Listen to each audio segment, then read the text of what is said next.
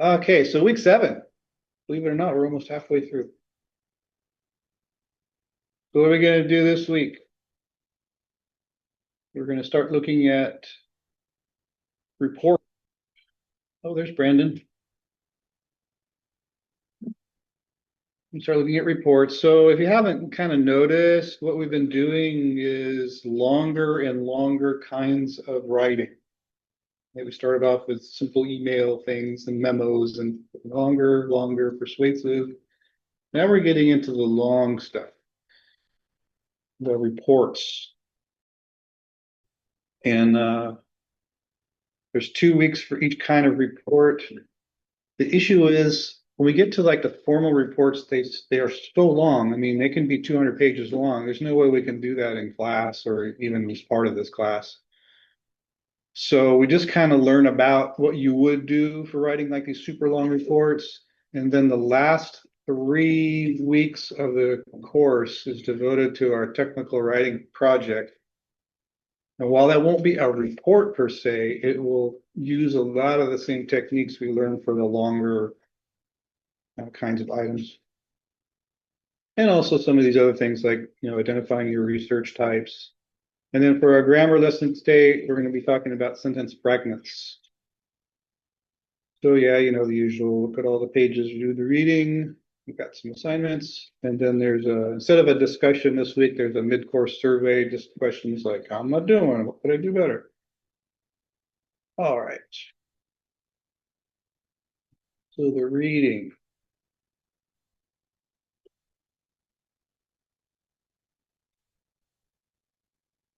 So we're starting off with business reports.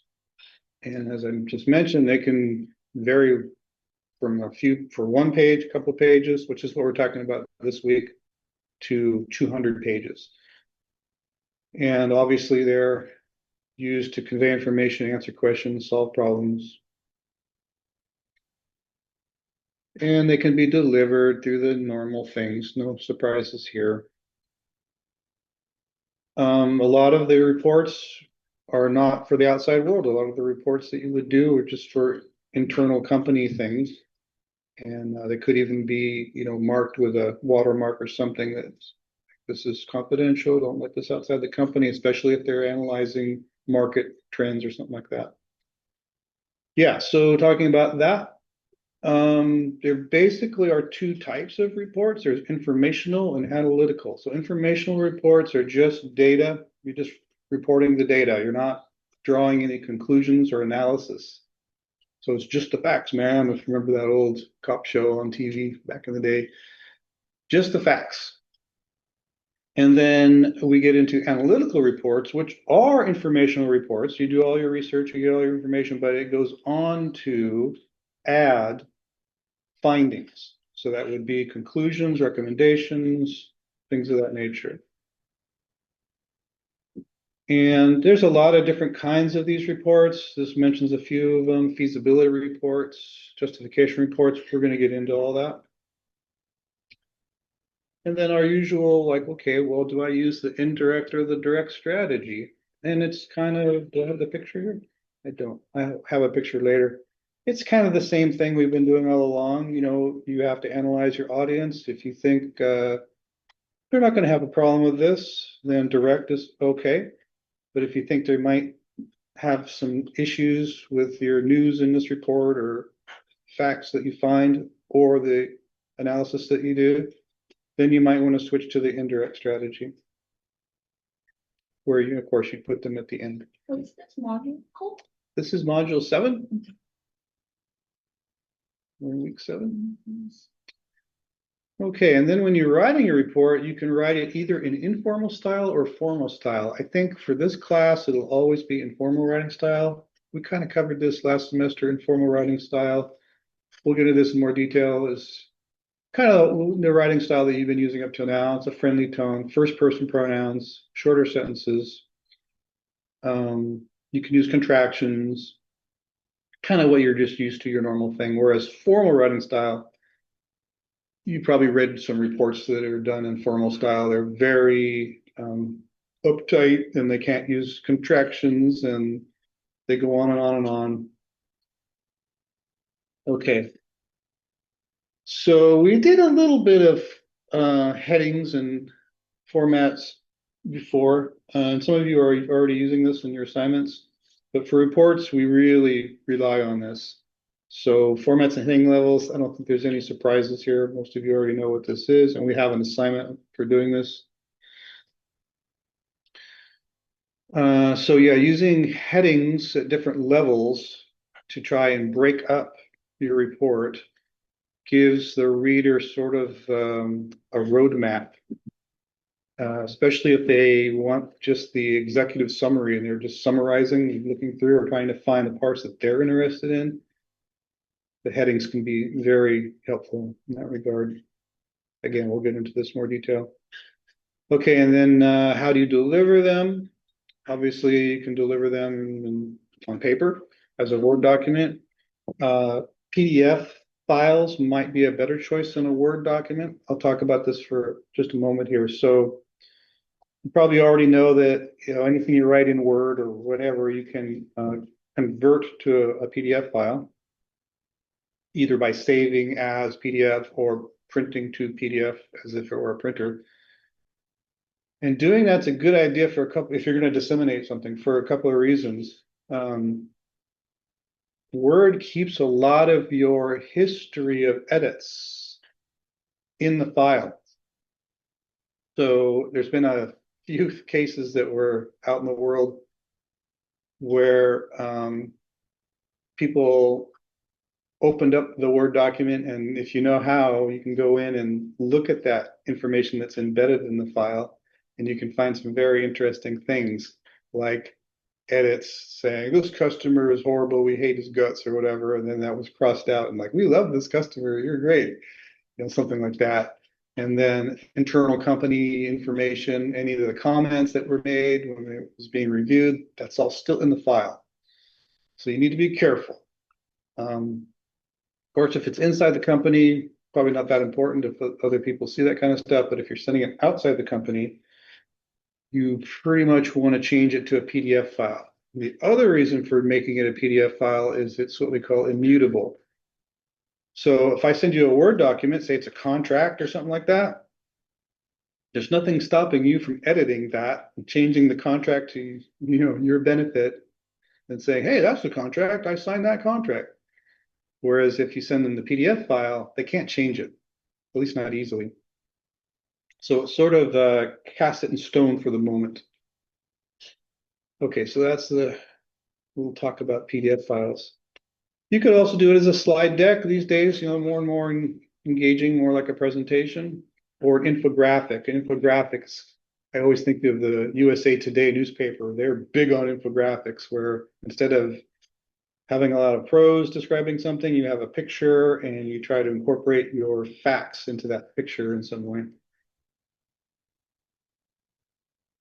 Okay. I think this is pretty obvious. You can do these if it's a very short report, it could be in memo format. A lot of companies will have, say, a Word template already in existence that you're supposed to use for your formats. If it's maybe a longer, maybe more than a page, you want to switch to our friendly business letter template that we've been using. And then if it's a big one, you can go to this manuscript format. Okay, so about the headings. They come in kind of three flavors. We're going to talk about this in more detail, and in fact, you have an assignment for this. Functional headings are just very short, one or two label words. And what I do personally is I always do an outline for anything before I write it. And a lot of times your functional headings can just be your outline. So like, here's one workflow.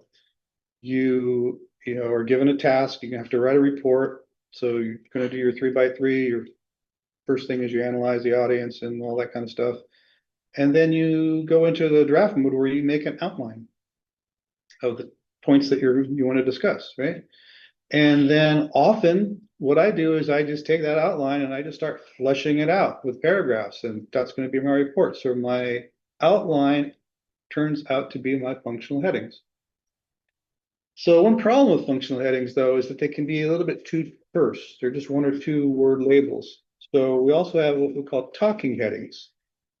Talking headings are a little bit more conversational. Now, we're still talking about a heading, so it's not going to be like a full sentence or something, but it just has a little bit more in it.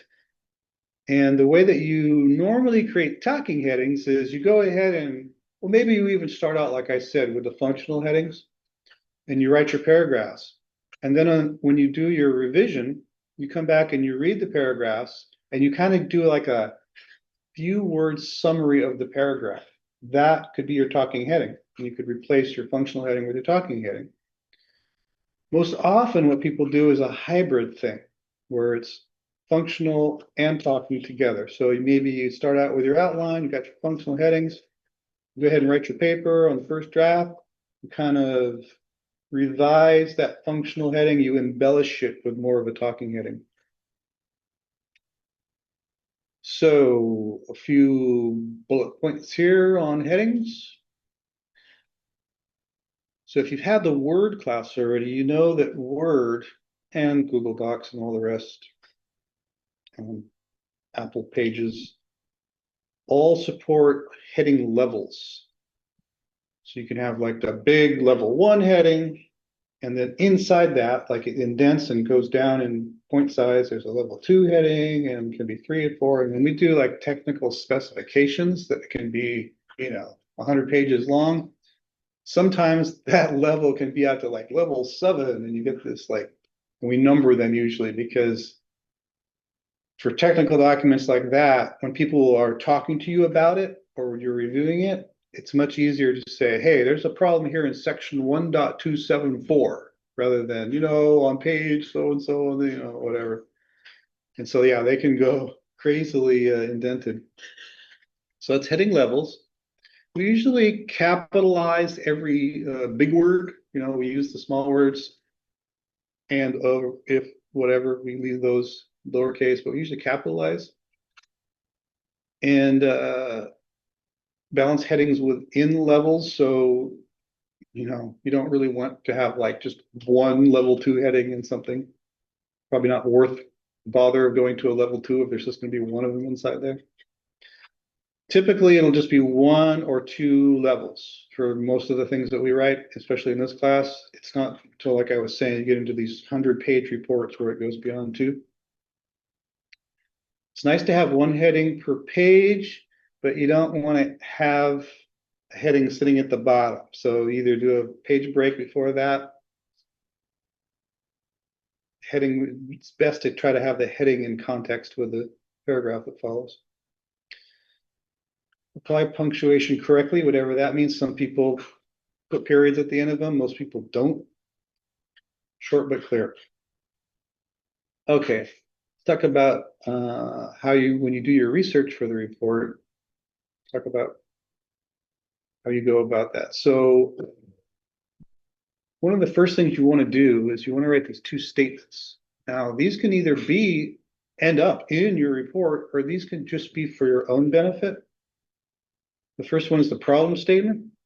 I have a video about this. I think it's probably way better than I can explain. So you start off with this problem statement, and that helps you clarify what your task and the scope of this report is going to be all about. And you can ask yourself a few questions to help you develop this problem statement. What is the problem? Like all these bullet points here we have here. Are they going to be receptive to this problem? Or are they going to say, no, that's not really a problem? That could impact your direct versus indirect strategy. So think through all these things. Again, I have a video that goes into this more. And then you write that problem statement. Then the next one is the purpose statement. And a lot of people don't understand the difference between the two. The problem statement is more about this is the state of the world right now, and this is the state of the world we'd like to be in, whatever that means. We're not doing enough about this. This is costing too much, whatever. It's like you're just stating a fact that this is what the situation is right now, and this is the situation we'd like to go to. That's all for the problem statement. And then in a purpose statement, it's kind of like, okay, how are we going to go about that? What's the remedy to that? So usually you have action verbs, which you're going to do, we're going to analyze, we're going to choose, we're going to investigate.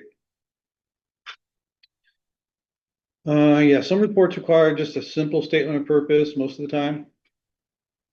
Just one or two sentences. Other times it could be more intense. And then when you're finding information, when you're researching for your report, data comes in basically two forms. There's primary data and secondary data. So primary data is basically data that you yourself generated or somebody in your company generated. That's not secondhand. So that would be things like you made a survey and you surveyed people, or perhaps you did some formal research of your own. You observed something, sat in the corner and counted how many red cars went by or whatever the thing was. Secondary data comes from what other people have done.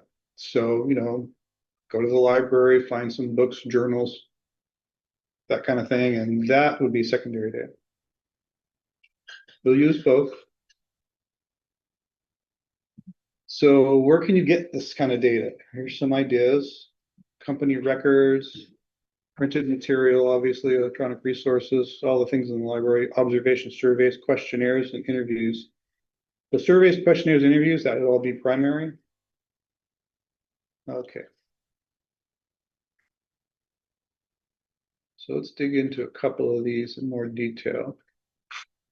So as we mentioned, an informal report generally forks into two types, the information only one, and then the one with information and analysis. So the information one just presents your data. You don't do any analysis or you don't recommend anything. You're just collecting data to hand up to someone else. They'll make a decision or they'll act on it potentially. So some of these kinds of reports are things like meeting minutes. All you're doing there is just recording, what people said in the meeting.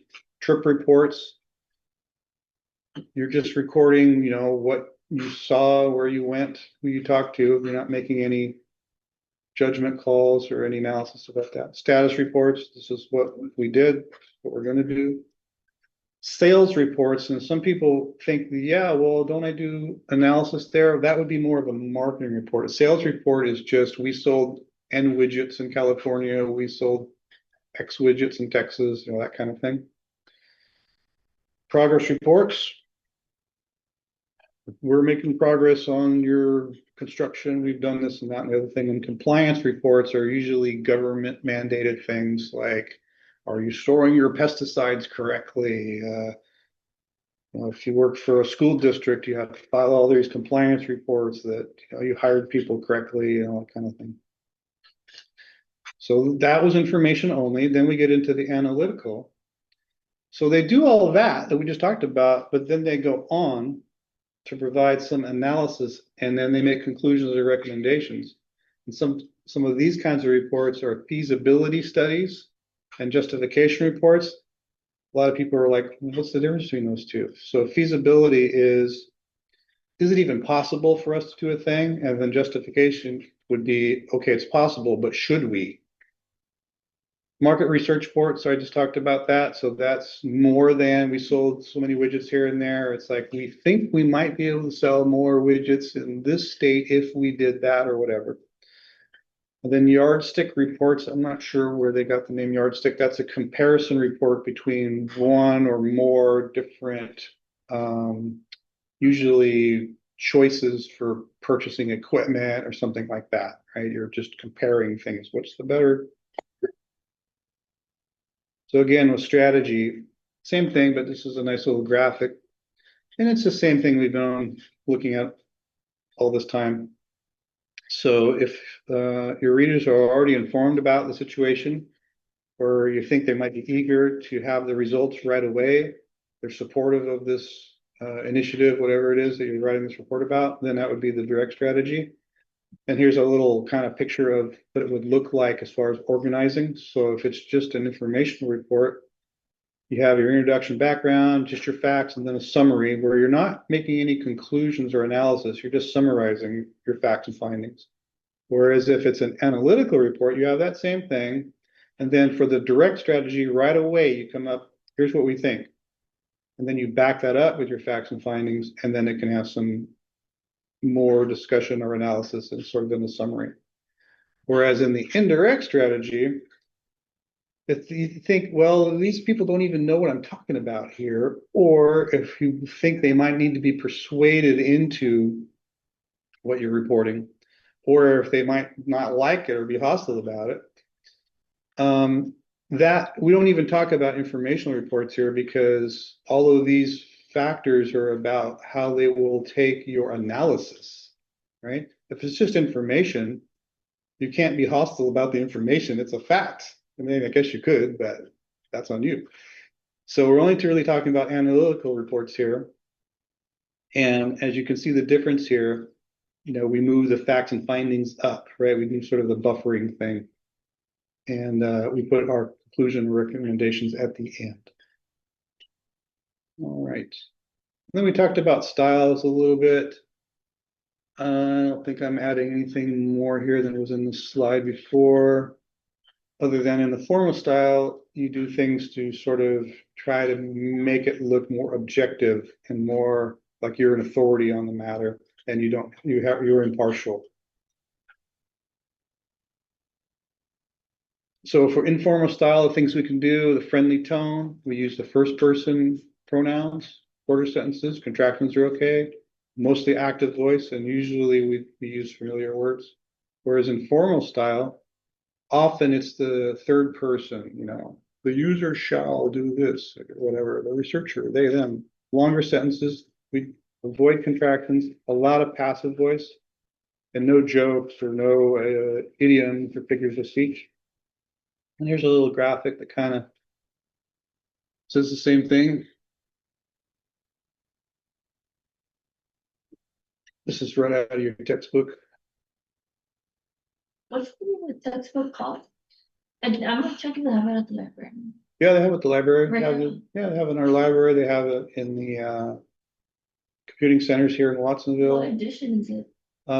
So we have both editions. We have 11 and 12 because we're transitioning from 11 to 12. It's also available online at the library. You can read it on your computer. 11 and 12. And it's called what is it called? I'll show you. Thank you. So this is the version 12, it's the blue one. 11 is kind of a red color. If you look in module 0, Karina, there's a link, there's all the info about this, and there's a link to the library where you can read it online. Okay, and a little bit more about headings. It's just a nice picture here. So like I said, the functional headings are just 1 or 2 words. Be things like this: background, findings, personnel, production cost. Whereas a talking heading is a little bit more conversational. More colleges offer sustainability courses. Survey shows support for campus recycling program. Those are examples of talking headings. And then you can sort of put them together, right? You can say introduction, and then something a little bit about that. And again, you get these talking headings from actually looking at what you wrote in the paragraph and doing like a little summary. So if your paragraph was about students being increasingly proactive about sustainability, then you could combine your sort of outline functional heading introduction with a little bit of a talking head. Like I said, often derived from your outline, often derived from the finished paragraphs and combination book. Okay. So now I'm going to talk about something called information radiators. So this is probably something you've never heard of. So those first kinds of reports that we talked about, the informational reports, like the status reports, sales reports, progress reports. In today's world, those are often replaced with software systems that track those things anyway. So for example, your sales report, rather than have you look up, your scribbled notes that you keep in your shoebox or something during your sales visits, and you write up a sales report, we sold X widgets in California, we sold these widgets in Texas, blah, blah, blah. Well, these days, you probably aren't keeping your notes scribbled on the back of an envelope, you know, in a shoebox. You're probably using some kind of a software system to manage sales, like Salesforce, for example. We offer courses here in Salesforce. It's a very, very common one. So since that information is already in there, why would you need to regurgitate it back out again? There's a button in there you can push. It says, make me a report for this month. Makes the report for you. It's already in there. So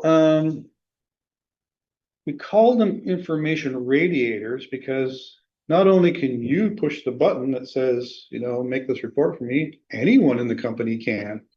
Anybody can just go look, how are we doing with sales right now, today, in real time? I want to see how we're doing on sales. They just go into Salesforce. They look up the charts. So the information is radiated. Instead of somebody having to ask you, or you have to dig it out, it's just out there. Anybody can look at it. Some examples of these software systems, I mentioned Salesforce, WordPress is, okay, so these acronyms, what do these acronyms mean? Customer relationship management system. Sort of like, it started off as like putting your Rolodex, remember the Rolodex things where you would have little cards with the person's name and their phone number and, you know, names of their children so that you could say, hey, how's Jimmy doing in school or whatever. Very old school. Started off just putting your Rolodex into the computer, and then it started building on that, adding more and more things, and now it manages your complete customer relationship with all your customers. And then CMS is a content management system.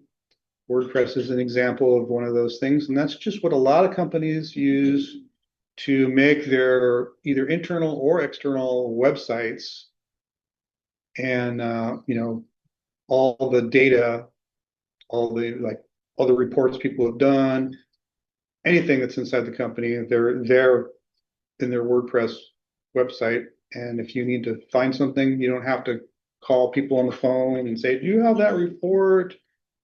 Or, you know, look through your papers, whatever, it's all there. RCS is a revision control system. This is a software thing. This is how software people keep track of all the changes they do to their software. GitHub is an example. Jira is another example. These also incorporate tracking issue, call them issues in software. Like, have you fixed this bug? Are you putting in this feature? That kind of thing. And an example of some of these things is a thing we're going to look at called a Kanban board.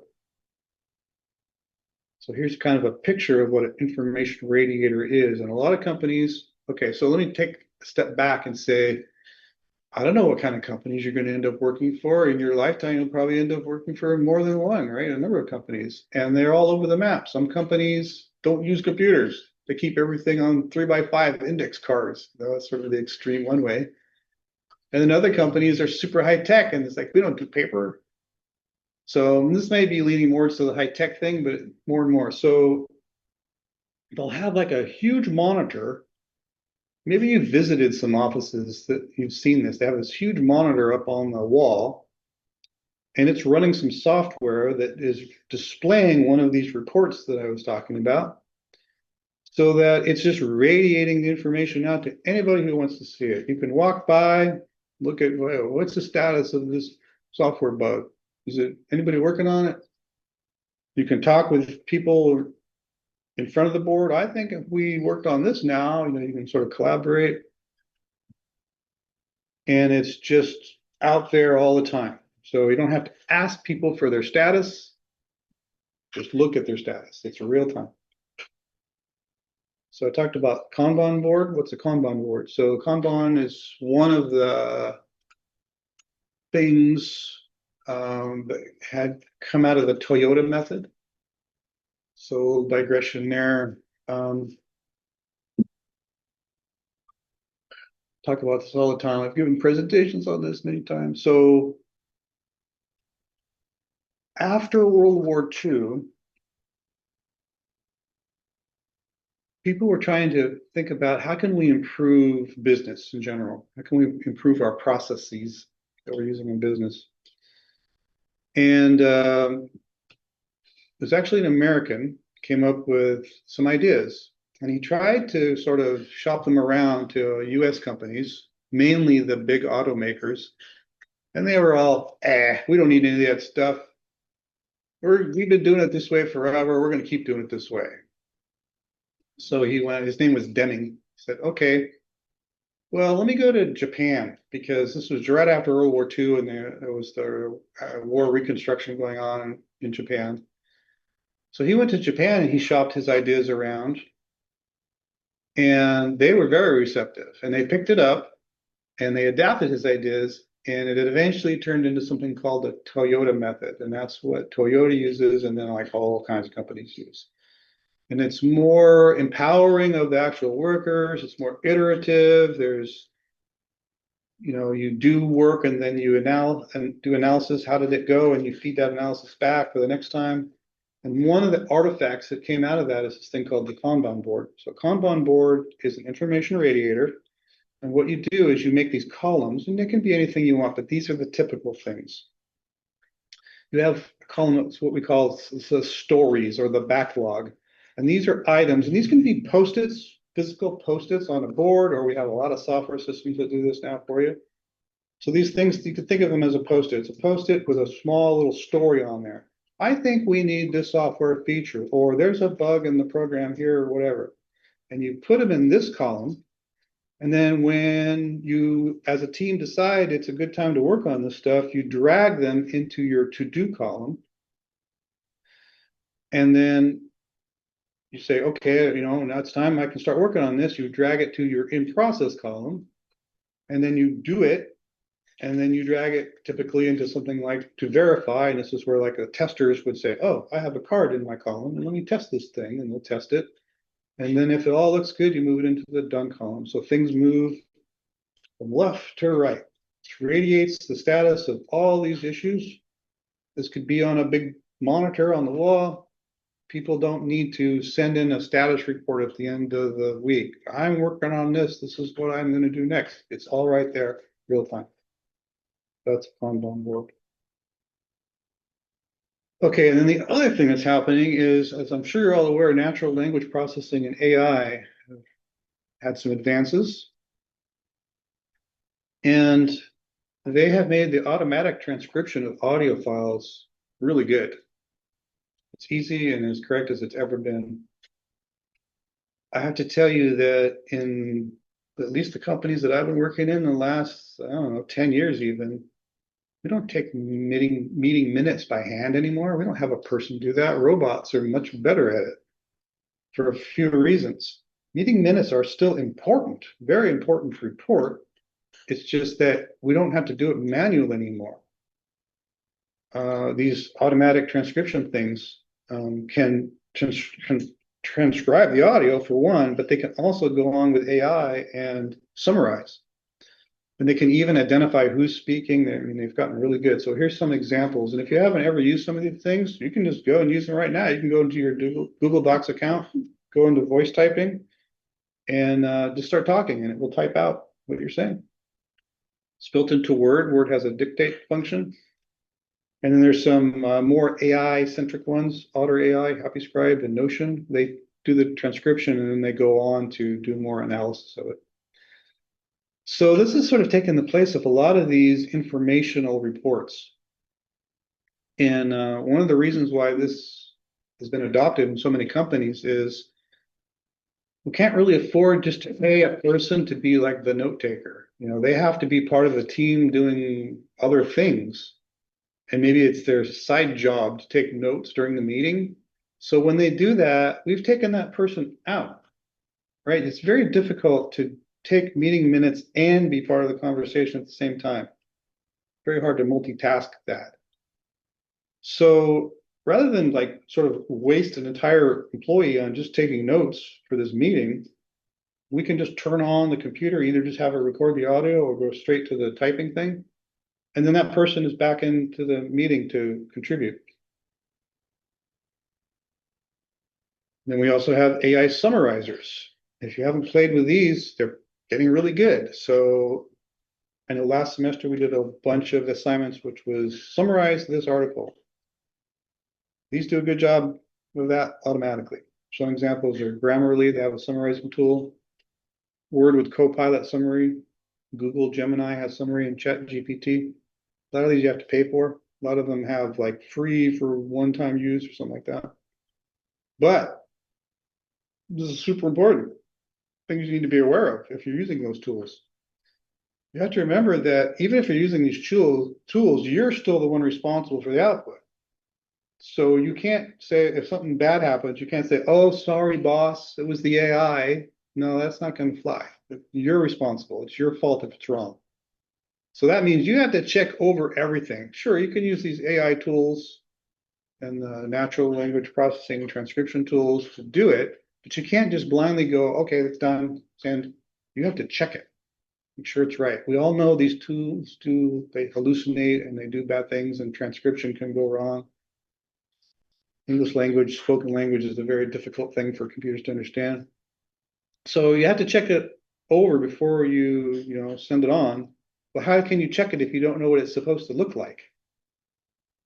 So you need to know what these reports are supposed to look like. Basically, you need to know how to do them by hand so that you can check the output of these AI tools if you use them. And then the other thing to be concerned about is what we call the chain of custody. So if this is a like internal company meeting, you're talking about trade secrets and stuff like that. If you're using a cloud service to transcribe these or summarize them, are you sure that you have full chain of custody control over that? That it's not going to go out and they're going to send it off to competitors, or they're going to add it into their language model and someone down the road can do a proof with ChatGPT and some of your proprietary information comes out. So you have to be very careful about that. So again, I'm going to summarize this because it's super important. Because you're responsible for reports that you generate, you have to have knowledge of how these reports should be written.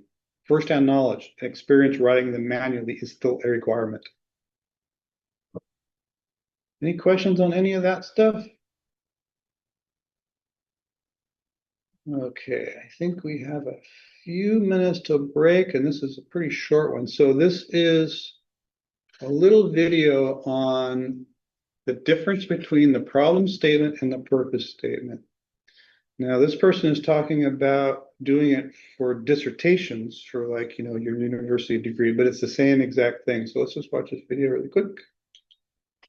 Hi there, I'm Jessica Parker from the Dissertation Coach, and today I want to clear up one of the most common and frustrating points of confusion I see in dissertation proposals, and that is differentiating the problem statement from the purpose statement. If you've ever stared at your draft thinking, wait, aren't these basically the same thing? Then you're definitely not alone. But when these two statements start to blur together, it creates problems elsewhere in your study. So I want to go ahead and untangle them for you. And this is why I think addressing this confusion is important. Like on the surface, the problem and purpose statement look very similar. They're short, they often sit right next to each other, they use overlapping language. When they're unclear or misaligned, what I'll start to see is your research questions are drifting a bit, your methods don't quite fit, and your committee feedback is often a bit vague because you're being vague in how you're communicating the problem and the purpose of your study. And this isn't because you're a bad writer. I think it's because most people don't realize that these two statements are supposed to do two very different jobs, and both of those jobs matter. So let's start with the problem statement itself. Think of your problem statement as the diagnosis. It answers one big question: what is the problem that justifies this study? And a strong problem statement accomplishes three things. The first is it identifies a very specific issue, either grounded in research or practice. It explains why this issue matters, and it shows a gap. It identifies something that we don't yet understand well enough. In other words, it's communicating why the study needs to exist. Now let's differentiate that from a purpose statement. If the problem statement is the diagnosis, then the purpose statement is the treatment plan. It answers the question, what will this study do about the problem? A clear purpose statement names the approach, identifies the central focus, and aligns directly with the problem statement. It doesn't argue why the problem matters. That work is already done. Instead, you're getting really specific about what your study will do about the problem. And I think this is the most simple way of telling them apart. Here's the distinction I often share. Problem statement tells you what's wrong, what's missing, or what's not well understood. Your purpose statement, on the other hand, says exactly what your study is going to do about it. The problem creates urgency, the purpose creates direction, and you need both, and they need to work together. And strong dissertations don't treat these as isolated sections, they function as a pair. So let's do a quick recap. Your problem statement explains why your study needs to happen. Your purpose statement explains what your study is going to do about that problem. When they're aligned, they act like a compass. They keep your dissertation pointed in the right direction, even when the process starts to get messy. And trust me, it will get messy.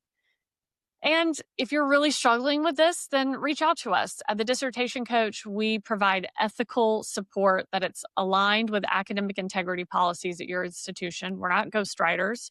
We're thought partners. We're there to guide you and helping you make decisions so that hopefully you can move through this process with a little less headache and more confidence. Hi there, I'm Jessica Parker from the...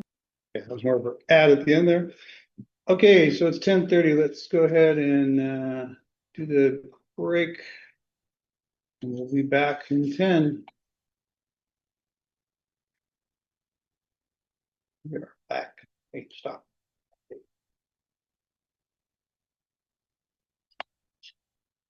All right, we're back. We're talking about reports. We're talking about informational versus analytical reports. So here's an assignment. I'm going to give you some examples of reports, and you're going to tell me, is it informational or analytical? Let's just do this in class, huh? Want to do it in class? Yeah. Okay, put it in here.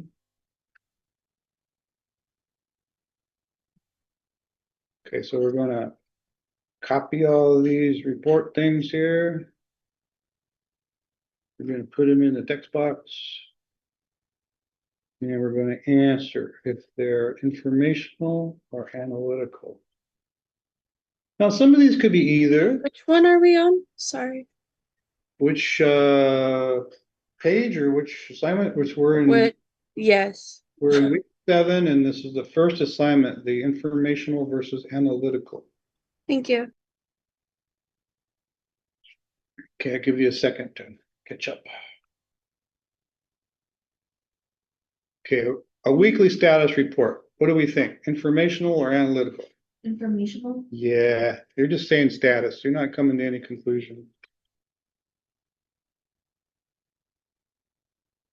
Government compliance report on hazardous chemical storage. What do we think? Informational or analytical? Informational. Yeah, you're just saying, yes, we obeyed the rules. We put them in the metal cabinet. We're using the correct safety gear, whatever. How about a feasibility study for implementing a new software system? Analytical. Yes.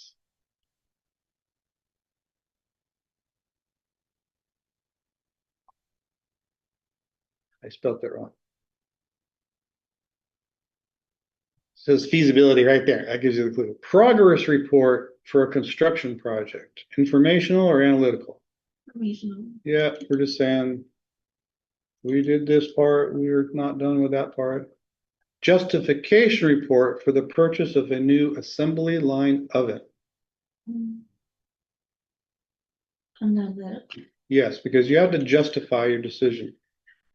You had to say why you think we need that oven. Sales report for the month. Informational. Yeah. You're just saying this is what we sold. But what about a market research report for a potential new product? Analytical. Yeah, I would say analytical. This was one that could go either way. It depends on if you came to conclusions. A market research report could just stop short of analysis and could just say, oh, here's these other products that are out there and here's the features they have. Stop. But usually they go on to say, we think we could make a competitive product. It does these things that one does and these things that one does and so on. About a failure analysis report on space shuttle O-rings. Absolutely. It says analysis right there. A report to determine the next steps for introducing a new product to manufacturing. What do we think? Analytical. Could be, it could be either really. It just says a report to determine the next steps. But it kind of seems to me like in order to know what next steps you're talking about, you have to do some kind of analysis. So I'm going to go with analytical, but I think either one could be true. About a report to anticipate what might happen if a certain merger takes place.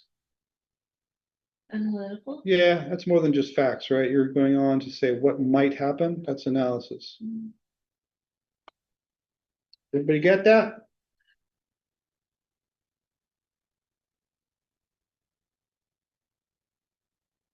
All right. Okay, so here's a little assignment on headings.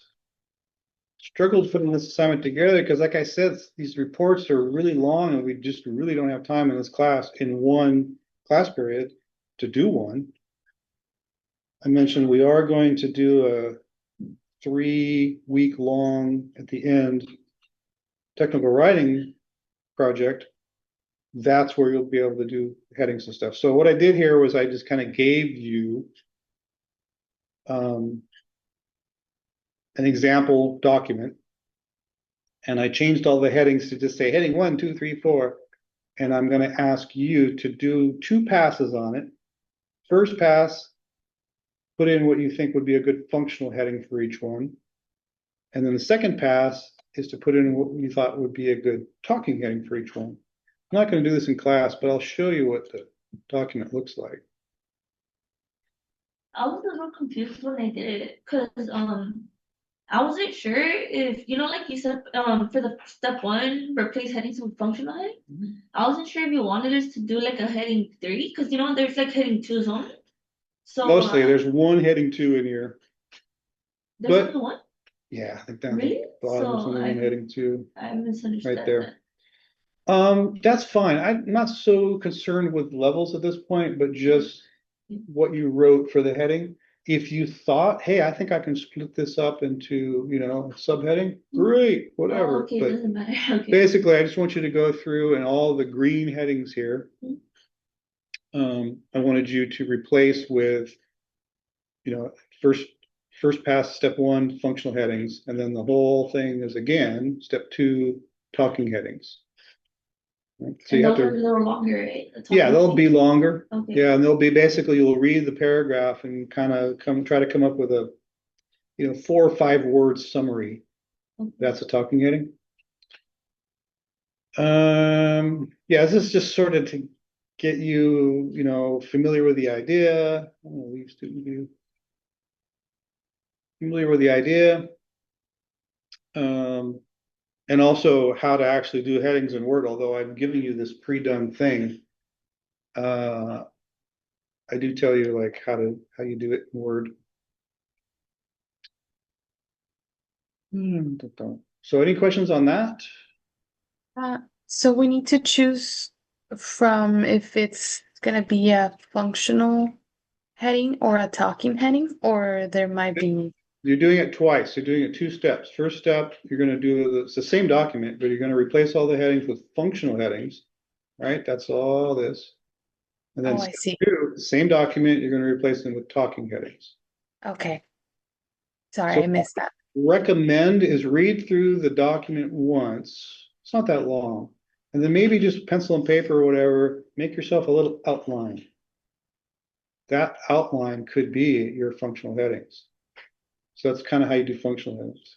And then for step 2, read through the paragraphs, like I just said, try to come up with 4 or 5 word summary, and that will be your talking heading. So you just come up and, I'm not in Word right now, but you would select those and just edit. Alrighty, thank you. Okay.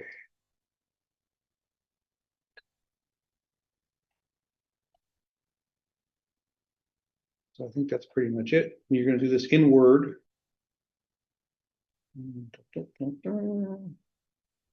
Submit the Word doc. Yep. Okay. Okay, so we talked about primary and secondary types of data. So there's a sort of simple exercise where I give you some scenarios and what questions we would like to answer about that scenario. And then do you think this is a primary? What do you think would be the best source of information to do that? Would it be a primary source, secondary source, or some combination of the two? So we could do this in class, or I'll let you do that on your own. I don't know. What do we think? Okay. Want to do it in class? Sure. Okay. This is another one of those exercises that maybe you don't feel has good closure because there really isn't a right or wrong answer most of the time. I mean, it depends. Either answer could work. Okay. So copy this chart into the text box. I'm gonna make this big so we could kind of see it. Okay, so our first scenario is we're investigating employee commuting habits for the purpose of creating a carpool program.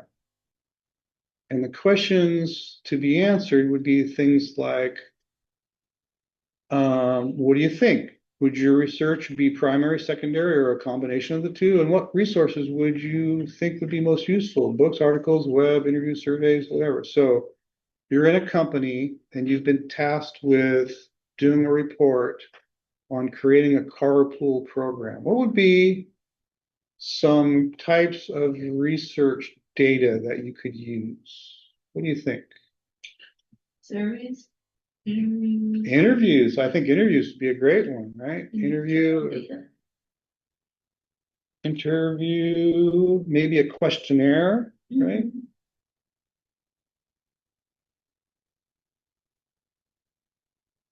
Did I spell questionnaire? No, you spell questionnaire. Got 2 minutes.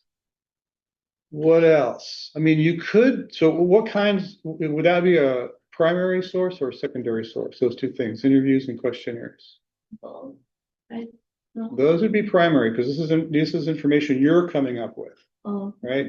You didn't read this in a book someplace. You made this questionnaire or you created these interviews so that you could firsthand gather this information, right? Mhm. So that's a primary source. Would you stop there or would you do other things? I mean, you could do some research in the library about other existing carpool programs. I'm sure there's some literature out there that exists that somebody else has already done this. Why reinvent the wheel? You can see what they did. So yeah, probably articles or web stuff.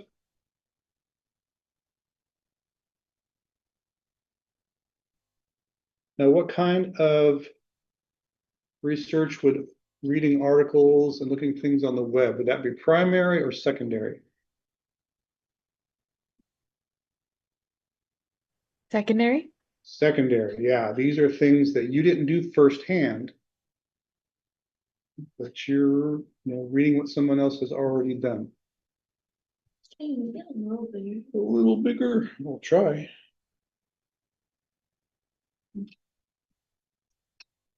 And there could be other things here, right? Surveys might be another good primary one. Maybe nobody wants a carpool program. Maybe everybody likes to drive their own car.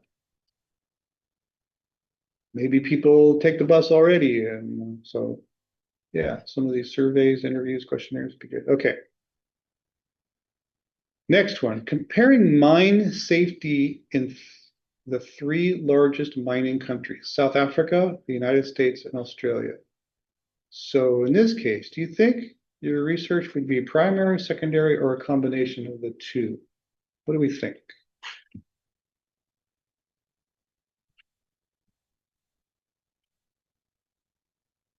You think you'd have firsthand knowledge of mine safety? No.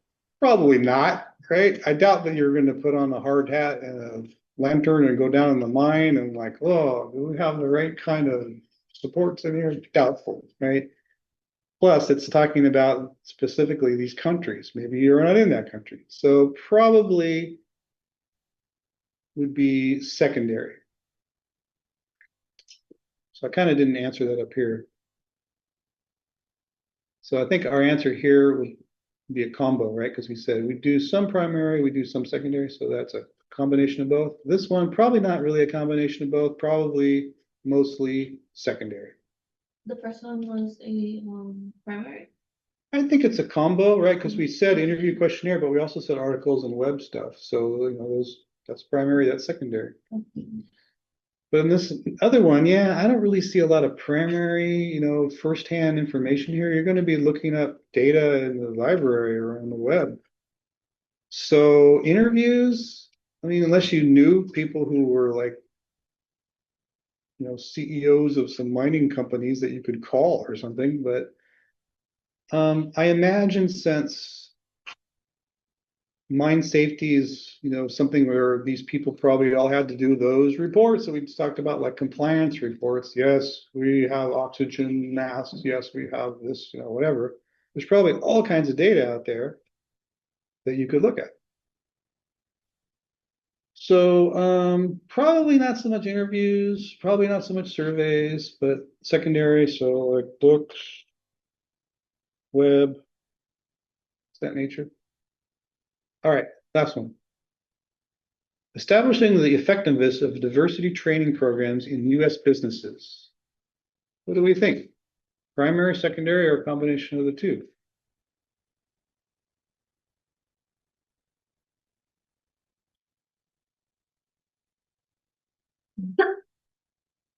Come on. Primary? Yeah, definitely primary, because I'm sure there's people you could talk to ask them, how is your diversity training program going? How did you do it? But I also think that there's got to be information just sitting out there in journals and books about diversity training. So I think probably a combination of the two. And like I said, if it's a combination of the two, you could call up certain businesses and ask to talk to their diversity training person or send them an email. So you could do a survey. You could do a questionnaire. How do you spell questionnaire? Two N's.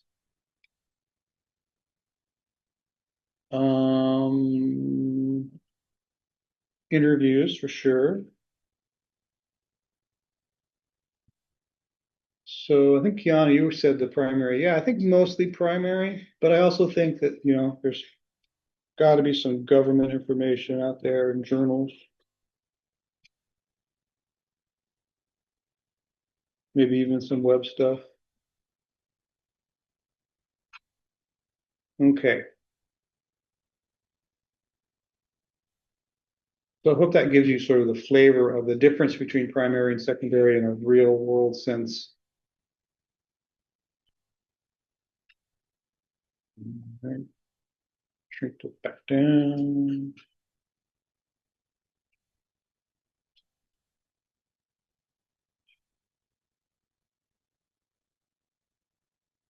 Okay, now we're switching into grammar. Grammar lesson. I'm going to switch back out.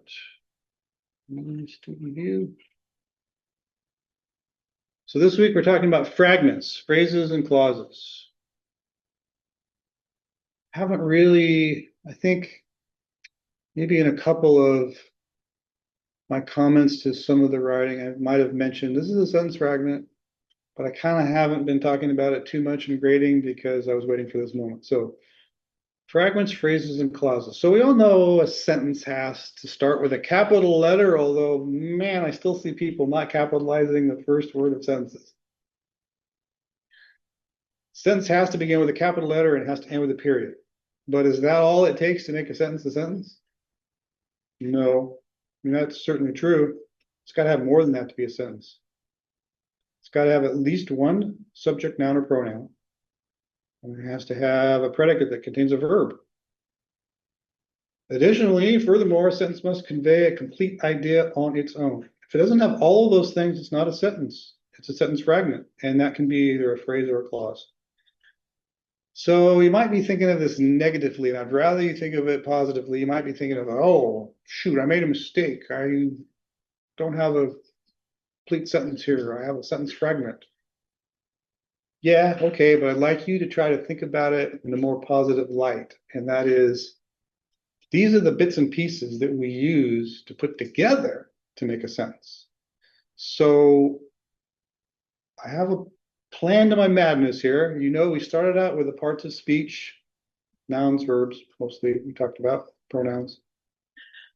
And then, you know, you put the parts of speech together, you put them together, you end up with a paragraph, right? So this is like on our journey of putting things together. I use the chemistry analogy of like, okay, we have atoms and molecules and then compounds. So maybe this is at the molecules part. So we're on this journey of assembling our parts of speech into ultimately a complete paragraph. Right now, we're just trying to get to a sentence. Okay, so one important thing I want to bring up is that when we just speak to each other, spoken English, we use fragments all the time, and it's okay. You still get the meaning because we have all this context in that conversation that we're having. So my example here is if you ask me what ball bounces best, I might answer you the big red ball. That's not a sentence. That's a fragment. Does anybody know why that's not a sentence? Because it's missing a subject. Well, it has a subject, it has ball.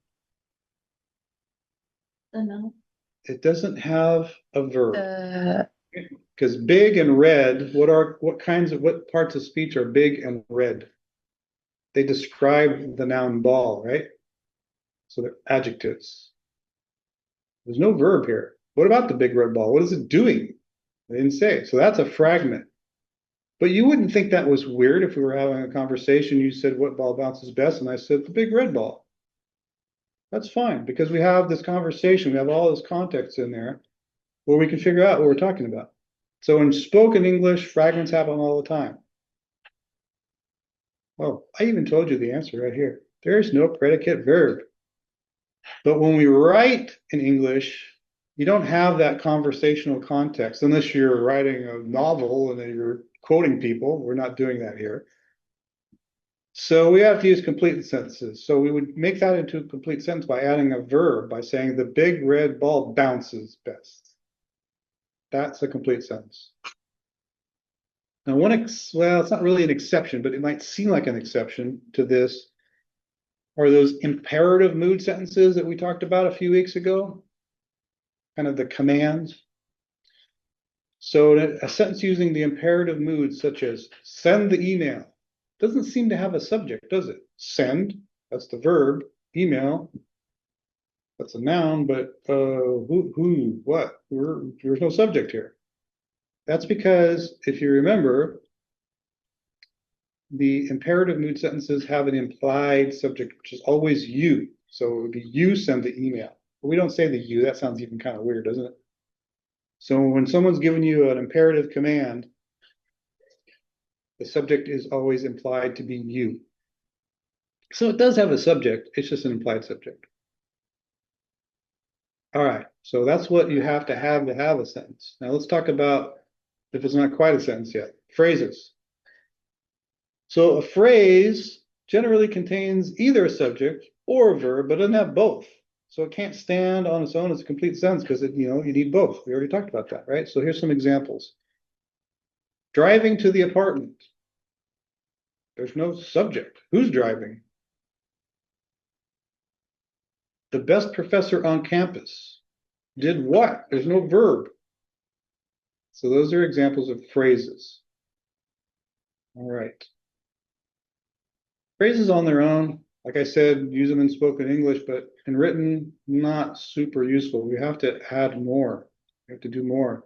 We have to kind of get them into being a clause. So a clause unlike the phrase, which was missing one of the important parts, either missing the subject or missing the verb, the clause has a subject and a verb, but it may not be able to stand on its own as a complete sentence. So let's look at some examples. So a clause has a subject, either a noun or a pronoun, and a verb. They come generally, we're going to talk about pairs of clauses. So the first pair of clauses we're going to talk about are independent versus dependent. So independent clause examples. The girls aced their chemistry final. So do we have a subject? Yeah, the girls. Do we have a verb? They aced their chemistry final. So it seems like we have the subject and the verb. Does it convey a complete thought? The girls aced their chemistry final. If I just walked up to you and said that, would you go, okay, I understand? Do we think that conveys a complete thought? No. You don't think so? What's missing? Wait, which one? The girls aced their chemistry final. Mm, Do you need to know more? No. No, that's a complete thought. So all I got to do, if I wanted to make this independent clause into a sentence, the only thing I got to do is capitalize the T and put a period after final. Sentence. How about this one? I ate breakfast. Does it have a subject? I. Does it have a verb? Ate. Yeah. Does it convey a complete thought? I ate breakfast. If I walked up to you and said, I ate breakfast, would you understand me? Yeah. Yeah. Right? So yeah. So independent clause can be a sentence if you just added punctuation. Here's the 1, 2, 3 test you got to do. It has at least one subject, noun, or pronoun. It has a predicate that contains a verb, and it conveys a complete idea on its own. So we already said, yeah, 1, 2, 3, 1, 2, 3. Those are good. So all I'd have to do to turn that into a real sentence is capital T, period. All right, so independent clauses, you can think of them as sentences. We just haven't put punctuation on yet. A dependent clause, on the other hand, here's some examples. When he walked into his classroom, so it has a subject, he, has a verb, walked. So it's a clause. Does it convey a complete idea on its own? If I walked up to you and said, when he walked into his classroom, you'd look at me like I was insane. You'd be like, yes, and then what? No, it doesn't convey a complete idea. So it's not a sentence. It's a clause, not a sentence. Second example, although my friends and I went to bed early. Got the subject, it's got the verb, but it doesn't convey a complete idea.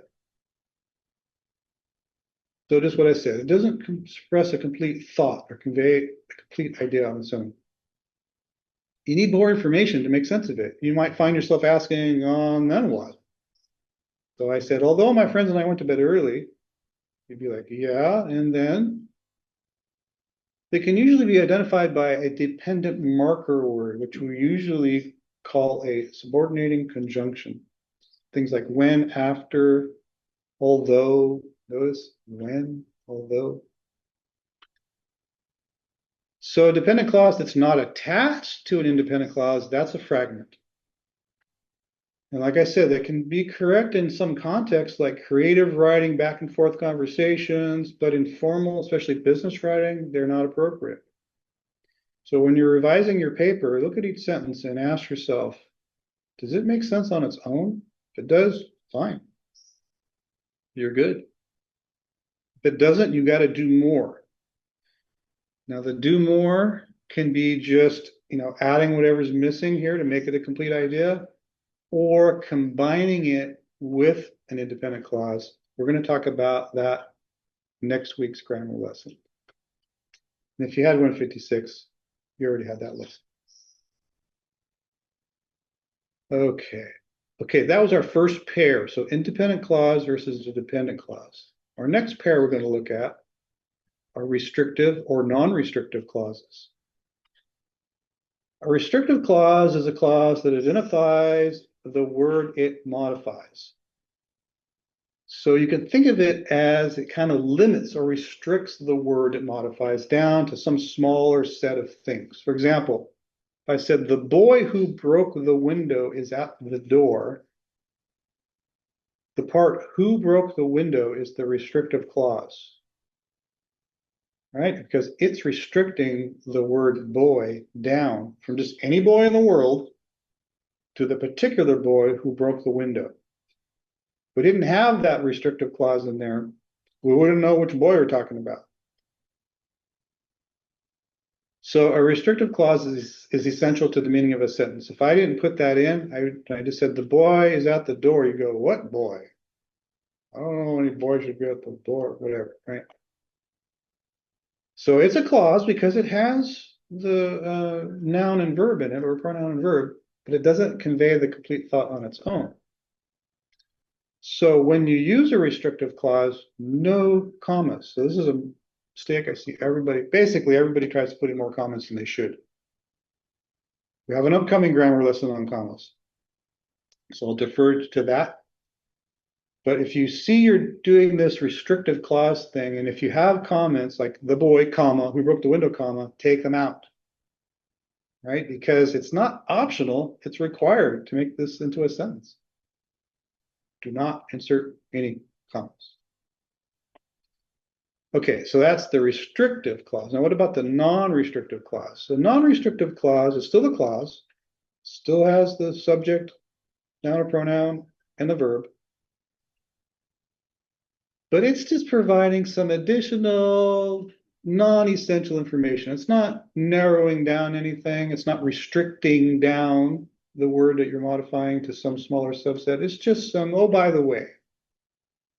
So you can think of it like that. It's like saying, oh, by the way, just to add some information. But it doesn't modify the word or restrict it to some subset. And we could take it out and it'd still be fine. Not required, right? So here's my example. Betty, who is still on the ferry, will arrive before 4 o'clock. Now I could take that out, right? The who is still on the ferry part is the non-restrictive clause. I could take that out. It would be fine. Betty will arrive before 4 o'clock. That's still a sentence. Still fine. I'm just giving you a little more information here. So when we use a non-restrictive clause, you have to have the commas. You can almost think of the commas here as like this part, I could take it out if I wanted to. Now, sometimes it can be a little bit tricky to determine if something is restrictive or non-restrictive. Well, most of the time it's pretty obvious, but sometimes it can be tricky. So what we want to do is you want to try to see if the clause is limiting that word that's trying to modify. So I made an example here, which is super contrived. So let's assume that there were 2 women named Betty. Now, if I said the Betty who is still on the ferry will arrive before 4 o'clock. That is restricting the Bettys to one of the Bettys, right? So that is restrictive. Notice, no commas. If I took it out, the Betty will arrive before 4 o'clock, and you'd be like, which Betty? The Betty? Huh? Okay. So here's a little short academy thing about recognizing fragments. I think this is worth watching. It's pretty short, so let's do it. Hello, grammarians. David here, along with my cousin Beth, who also happens to be a teacher. Say hello to the people, Beth. Hi, people. So today we are going to talk about sentence fragments, and Beth, you cover these in classes that you teach. Could you tell me, please, what is a sentence fragment? Great. A sentence fragment is when a student writes a sentence and they think it's a sentence, but it's one that tells maybe what happens, but doesn't include who, or it might include who, but doesn't tell what happens. So sentence fragments don't tell the whole story. Mm-hmm. The way I would put it is that a fragment is a piece of a sentence that cannot stand on its own, but nevertheless incorrectly ends with a period. So the whole story, for instance, would be a fragment. This is a fragment. It could be a sentence, but it's missing something. Beth, what is it missing? What is the whole story missing? Well, we've got a subject, but we don't have what we would call a predicate. In other words, so we're giving a subject, but we're not telling what happens to that subject. All right, so the whole story began 10 years ago. And now we've got our subject here, the whole story, and now we've given it a predicate. Similarly, if we just had this predicate and we just said it began 10 years ago, well, that's not enough to be a sentence either. That's also a fragment. Because now we've got a predicate, but no subject. Right, we're telling about something, but we don't know what. So in order to be a sentence, you need to have both a subject and a predicate. So you need to have a thing, like a noun or a pronoun, and then you have to have something happen to that noun or pronoun, or something performed by that noun or pronoun.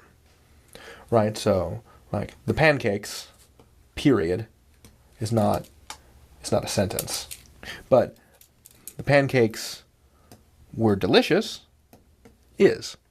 So you've got a part that names, that's your subject, and then you've got the part that finishes the thought. That's your predicate. Let's look at another example. All right, what about because of the snowstorm? Is that a sentence, Beth? Nope. Why not?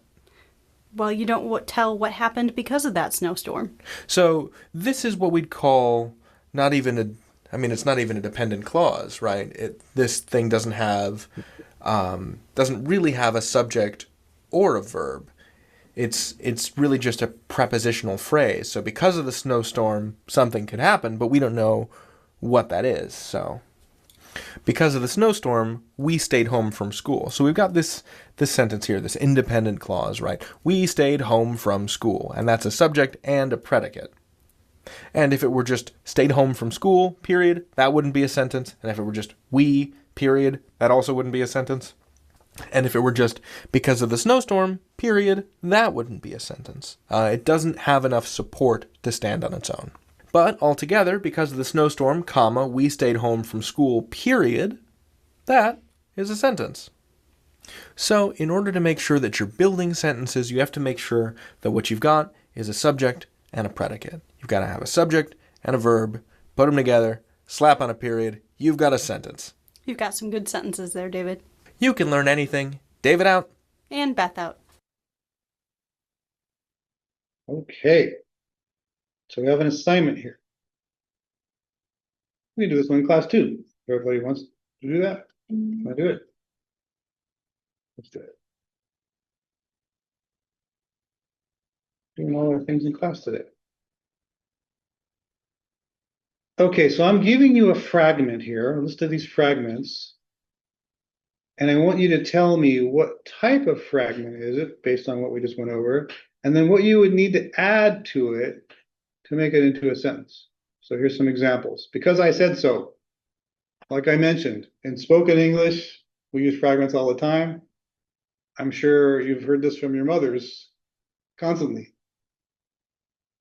Why do I need to clean my room? Because I said so. But in written English, not good enough. So what kind of a fragment is this? Well, it's a dependent clause. Why is it a dependent clause? It's that marker word, because. And what will we need to make it into a sentence? We need to make it into an independent clause, because I said so. Plus one. How about this one? The Green Mile. Well, that's just not even a clause. That's just a phrase, because it's missing. It doesn't have both subject and verb. It's just subject. The Green Mile. The Green Mile did what? So it needs a verb. The dog jumped. Well, that's got a subject. It's got a verb. So it's got everything we need, right? So it's an independent clause. All it needs is punctuation to make it into a sentence. Capital T, period at the end. Okay? All right, let's do ours.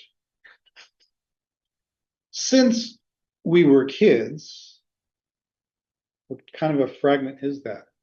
The tip-off is the word since. What do we think? Right? No? What type of fragment? So verb is a fragment. part of speech, right? Yeah. I'm asking you what type of fragment. Is it a phrase, a dependent clause, or an independent clause? Phrase. Whoever said dependent, you get the gold star. Why is it dependent? Because it starts off with the since word that subjugates it. Boom. We know it's a dependent clause. I'm just gonna be lazy and copy. Hey, why isn't it clicking?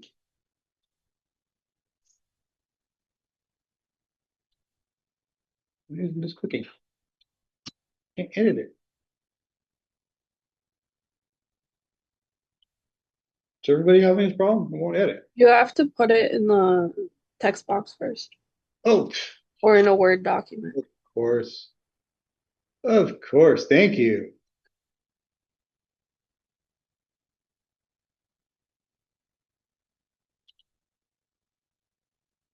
That was a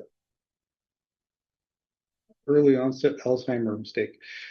Okay, so since we were kids, we said that's a dependent clause. You don't have to say clause, that's fine. You can say it if you want.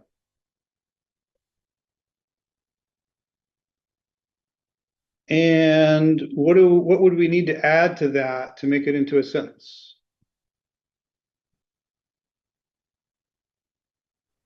Finish with the thought, complete thought.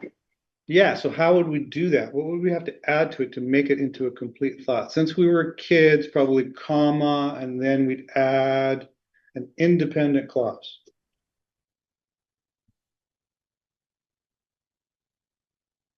And again, it's hard to talk about this without also going into the sentence types that if you had 156, we went over the sentence types, right? Simple, compound, complex, compound, complex. We're going to do that next week. So you'll get more about how to, put these together. But for now, you have to add an independent clause like, since we were kids, comma, we went to the movies or something like that, right? Okay, how about the next one? A long way. What kind of a phrase? It's a phrase. Very good. Why is it a phrase and not a clause? Not a phase, a phrase. Because there's no verb. A long way. Okay, a long way what? Did what did it do? So what do we have to add? We have to add a verb.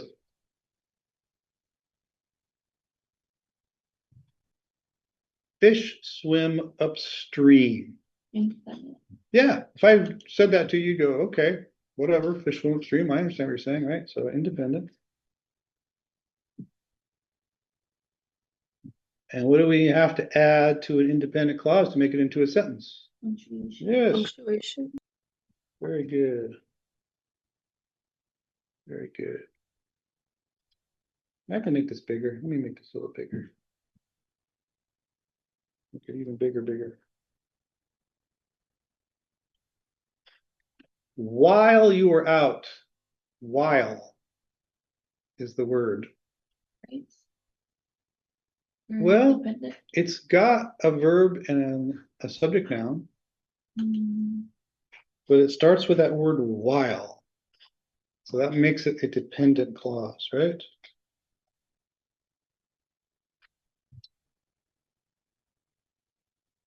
And if I have a dependent clause, what do I got to add to it to make it into a sentence? I need to add independent clause. Okay? I need to add to it another thing, which is independent clause.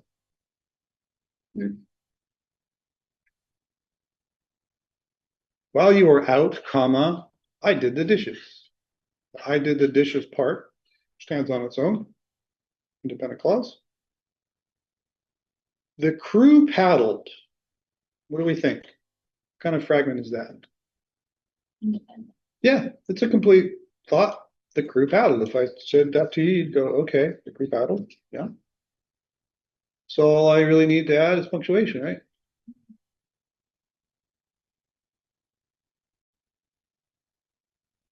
Before you ask, another tip-off word. Before you ask. What do we think? Dependent. Yes, dependent, because it starts with that before. Subjugating. Dependent clause. And as we would probably already know, to make a dependent clause into a sentence, you'll need to add an independent clause to it. The red balloon. Right. Phrase, yes, no verb. Need to add a verb. The red balloon popped. That would be a sentence. One must forgive. Independent. Yes. Yes. If I said that to you, you'd go, okay, one must forgive. A little bit kind of old school, starting with the one, but okay. So all I need to do is add some punctuation, right? And I would have a sentence. The furry rabbit.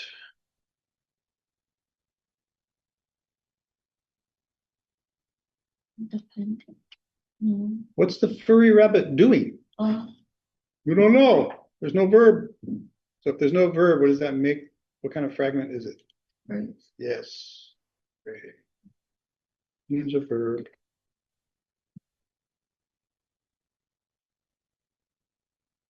The contract exists. What do we think? Does it stand all alone by itself? If I just said the contract exists to you, would that be a complete sentence? Or independent clause? Independent. Yeah, independent clause. It's got all the things we need. Subject, verb, complete thought. All I need is punctuation. Until the client gives approval. Until, it's another marker word. And then Yes, dependent clause. Doesn't stand on its own. If I said until the client gives approval to you, you might be like, well, yeah, and then what? So as we already know, we have to couple that with an independent clause to make it into a sentence. Until the client gives approval, comma. But they won't be paying their bill. Okay, this one's a little bit tricky. The Saints go marching in. Independent. would it be a phrase? Well, it's got a subject, right? The Saints, and it's got a verb, go or marching, right? So it's got, But it needs a complete thought, maybe? Marching in where? yeah, this one's kind of tricky. So maybe, either answer might be okay. I'm thinking this isn't full-blown independent clause. If I said the Saints go marching in, because it's from a hymn or something, right? You'd be like, oh yeah, that's from a song. I know what you're talking about. So I would say it's independent, but you might say it's dependent too, because they go marching in where? Yeah, I don't know. But I'm gonna say independent.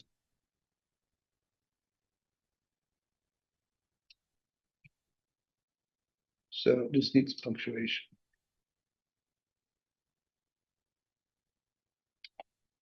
Swam upstream. Phrase, independent clause, dependent clause, what do we think? Phrase. Phrase, yeah. It's got a verb, but it doesn't have a subject now. What swam upstream? It needs a noun. The fish swam upstream. A yellow ribbon. Mm. It's also a phrase. But this time, it's got the noun yellow ribbon, but doesn't have the verb. All right, last one. Because the contract ended. Because is your tip-off word. Dependent. It's a dependent clause, right? Yeah. Because the contract ended what? I need more. I need to couple that with an independent clause.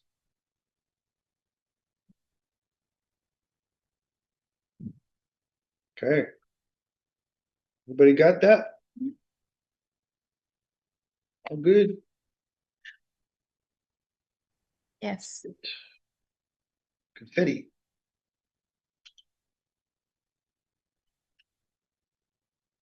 Okay. So like I said, instead of a discussion, we have a mid-course survey. This is just, I do this, everybody does this halfway through. Ask you, how's it going? Is there anything I can improve? Anything you didn't understand? So you can do that on your own.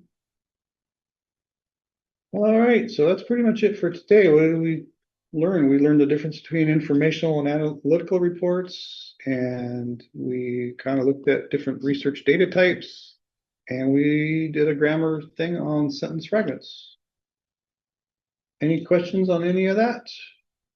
Can we go back over that writing homework? Which one? One of the first ones, the one that we didn't do in class. All right, so that would have been, The headings? Or was it the informational versus analytical, or was it the headings one? I think it's the headings. The headings?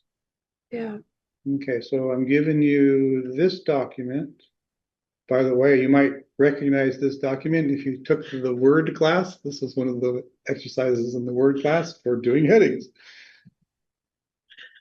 So, do you want me just to describe this, Kiana, or do you have a specific question? Can you just describe it one more time? Yeah, sure. So I have this report here, and I have it twice, step 1 and step 2. It's the same exact report. Okay. And all I'm asking you to do is I just have these generic headings, heading 1, heading 2, heading 3 in here. And what I'm asking you to do is in step 1, I want you to replace this part. So you'll bring this into Word, you'll download it, bring it into Word, and replace heading 1 with a functional heading for this paragraph. And if you remember, functional headings are usually 1 or 2 words. They're basically your outline.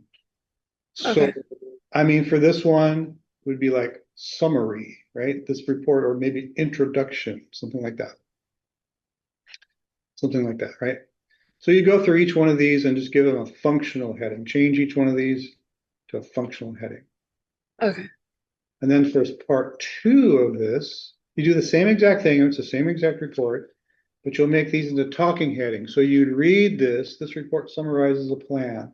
So you could say something like, report summarizes a plan. Or you could do that hybrid thing where you say introduction, colon, summarizing a plan, something of that nature, right? And then this one, earlier this year, you read this, you come up with like a 2 or 3 word summary. That would be your talking heading. Okay. This, and then submit the whole thing. Okay. Okay. Thank you. Yeah, there is one level 2 heading right here. But again, don't worry so much about the level 1, level 2 thing. I just want you to get the idea of, the talking one versus the functional one. All right. Any other questions? Thank you. I have a question with the the comment about the last assignment we did for last module, letter flowing upwards. Okay. If you can check it with me, Professor. I can share it. Comment Maybe. that I gave you on when I graded it? Yeah, Ah, okay, sure. the fragment. And I was just wondering, Yeah. can I share with you? Yeah, go ahead and share all the stuff. Let me see if I can. Just to see how I could fix that sentence. We're gonna go over that this week, right? So we just went over it. Yeah. Yeah. This part. And now that I'm looking at it, I'm thinking, I see why it's a fragment. Right. But maybe, okay. Yeah, so you got the subject, you've got a verb, but it doesn't convey a complete thought on its own. As an associate with 12 years of experience who cares deeply about the success of Omni Hotels. You just stop right there, not giving you a complete thought. Now you could say, probably the easiest way to change this is just to say, I am, instead of as. I am an associate, it's just like an introduction. I am an associate with 12 years of experience who cares deeply about the success of Omni Hotels. Now that conveys complete thoughts. It's describing who you are. But that might not have been what you meant to say. I don't know, so Yeah, I just kind of wanted to like state that as someone with experience, Mhm. I understand the value of the company and um yeah, maybe that's when I see that I understand we're currently evaluating. I Yeah, went over. change the period into a comma, and the second part is obviously a sentence now, so it also would be independent clause. Mhm. Okay, thank you. Yeah. Wanted Yeah, to. I thought it'd be better just to talk about it after we went over the lesson rather than give you the lesson in that comment and you're like, what? I don't understand this. What's he talking about? Yes, thank you. All right. Alrighty. Any other questions? All right. I'll see you next time. I'll be over in CTC if you want to call in or visit. Thank you. Bye Bye. bye.